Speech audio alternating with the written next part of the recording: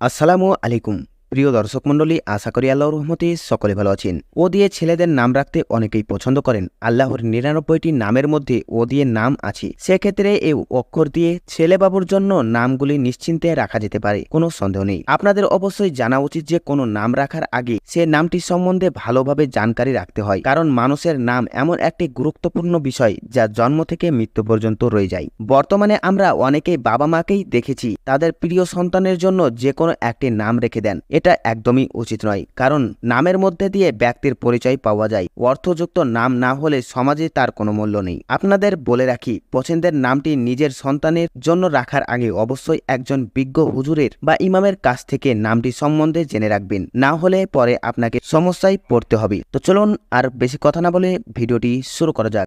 ভিডিওটি শুরু করার পূর্বে আপনাদের কাছে ছোট্ট একটা রিকোয়েস্ট, আপনারা যারা আমার চ্যানেলে নতুন হয়ে আছেন এরকম আরো নিয়মিত সুন্দর সুন্দর নামের ভিডিও পেতে আমাদের চ্যানেলটি সাবস্ক্রাইব করে পাশে থাকা বেল আইকনে ক্লিক করে আমাদের সঙ্গে থাকবেন। ওবাইদ, যার অর্থ চাকর। ওসামা, যার অর্থ সিংহ।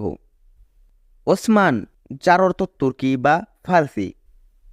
উমাইর, যার অর্থ সমস্যা সমাধানকারী। ওজাইর, যার অর্থ বাইবেলের এজরা। ওমর, যার অর্থ বক্তা। ওমর, যার অর্থ দীর্ঘজীবী। উমিদ, যার অর্থ আশা। উমারি, যার অর্থ সর্বোচ্চ।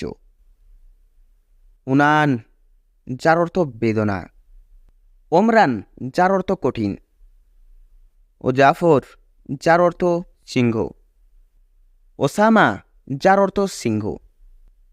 উমেদ, যার অর্থ আশা। উমির, যার অর্থ দীর্ঘজীবী। ওসামা, যার অর্থ সিংহের একটি নাম। ওমরাও, যার অর্থ রাজা। ওরাং, যার অর্থ অজানা। ওমির, যার অর্থ প্রথম জন্মপুত্র। ওরমাজ, যার অর্থ পরাক্রমশালী।